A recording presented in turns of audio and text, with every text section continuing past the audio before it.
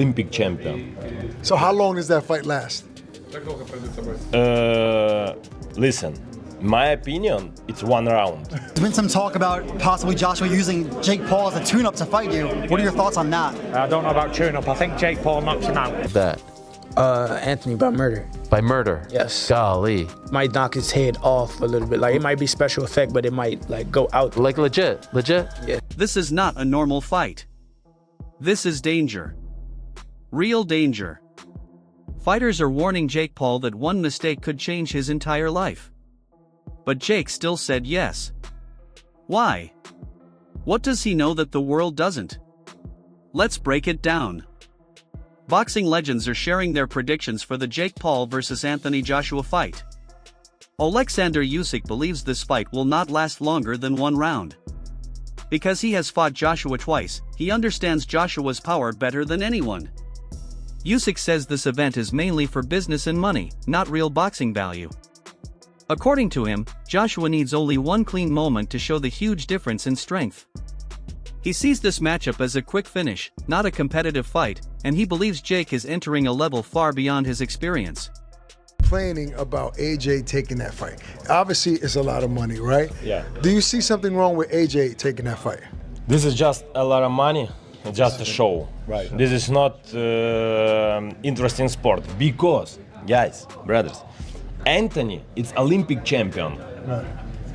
Jake, it's just sportsman. Yeah, YouTuber. Jake do a lot of work. Special coach, special food, a lot of exercise, new. Yes. But this is guy don't have a mother fights. Right. Never Right. a mother fights. Maybe them wrestling now professional, but Joshua, Anthony Joshua, it's Olympic champion. So how long does that fight last? Listen, my opinion, it's 1 round. Because Anthony, twice. My fight twice.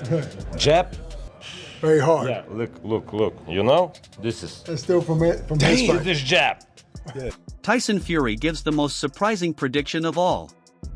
He boldly says that Jake Paul will knock out Anthony Joshua.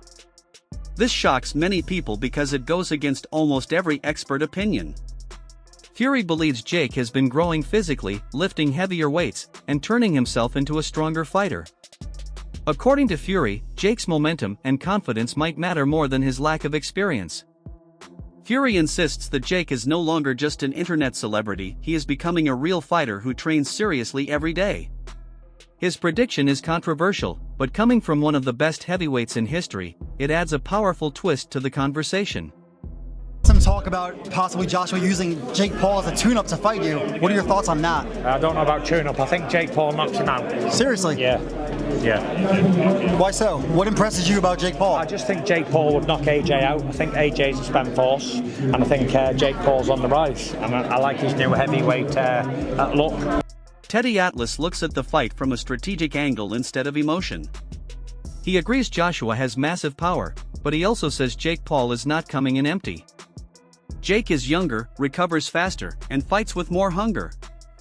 Atlas explains that Jake's footwork has improved a lot, giving him movement that could disturb Joshua if he ignores it.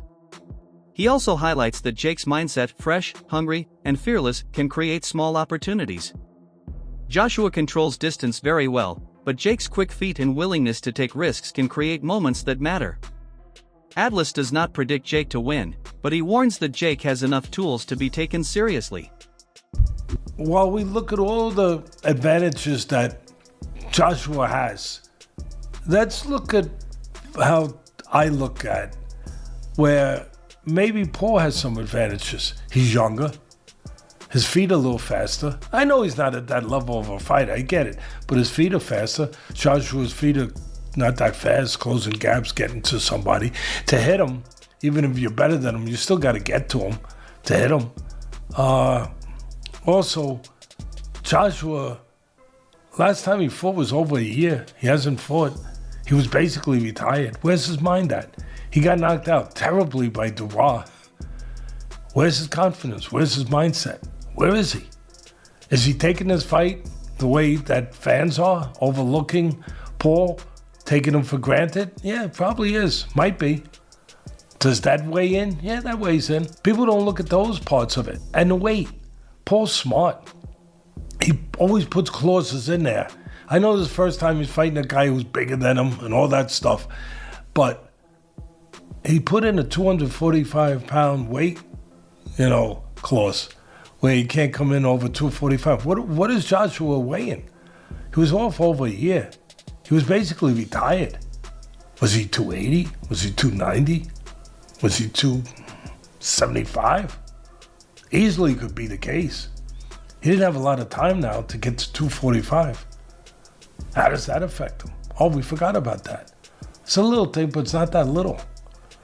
It's the thing that Paul put there for a reason. Again, Paul hasn't made too many mistakes.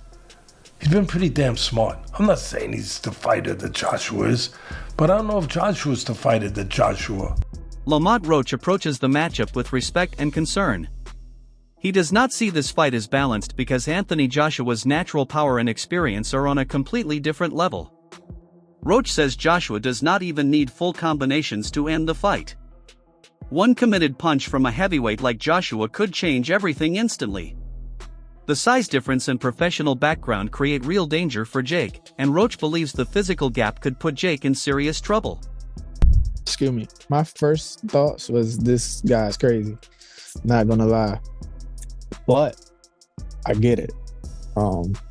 Coming from a guy who's not a true traditional boxer, and to be able to have a position where he can fight a former unified world champion, former Olympic gold medalist, and to do it on such a stage where Anthony Joshua was a superstar as well. I mean, like, he sold out the O2, twice. Absolutely. I think. So, I think Jake is setting himself up for, a huge spectacle, and which is, kind of smart. If you're going to go big, why not go to the highest of the mountain? Why not? And I get it. That's what you call business right there.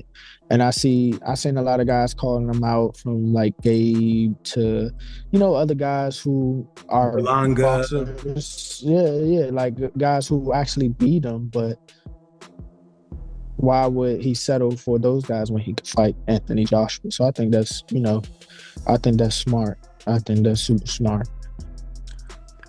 Smart is one thing. What do you think happens in the ring, though, champ? I think he gets hurt for sure. I think he gets obliterated. Something close to like Francis Ngannou. I think something like that happens, and it's going to be bad for him. But there will be a lot of. Andrew Tate keeps his thoughts simple. He says Jake Paul deserves respect for taking such a massive risk. Most people would never step in the ring with someone as strong and experienced as Anthony Joshua. For Tate, the result of the fight doesn't matter as much as the courage Jake is showing. He believes Jake's decision to challenge a world-level heavyweight proves ambition that very few influencers or even fighters have. Tate focuses on bravery, not predictions. Just a couple more things before I let you go. Jake Paul versus Anthony Joshua, your thoughts on this fight? And Mega One? Yeah, huge respect to Jake. I mean, we all know what should happen on paper, but it's boxing. So huge respect to Jake. I have nothing but... Sean Ali, a UFC bantamweight fighter, shares a more personal viewpoint. Ahead of his own December 19th main event, he talked about the fear he feels for his friend Jake Paul. On the Bro Ali show, he said that fighting Anthony Joshua is terrifying. Ali warns that getting knocked out by a heavyweight like Joshua can change your life, not just your career. He says Jake stepping into this fight is absolutely insane because the danger is real, and the risk is extremely high. O'Malley is scared for Jake Paul. All right, great. You know what? Thank you, Sean. And now that's now my phrase. I'm going to steal that from you from this moment. I'm going to use it going forward because I didn't know how to describe my feeling about this fight, but I just got it. I'm glad I thought of it right after I read Sean O'Malley said it. Sean went on to say, there's certain punches, there's certain knockouts, there's certain concussions, there's certain ass whippings, there's certain beatings. that are not equal to others. They're the kind of knockouts, of punches, of concussions, of ass whippings, and of beatings that change your life. They change lives. And O'Malley didn't elaborate on what that meant. But I know what he meant. I know what he meant. There is a confidence that a person has.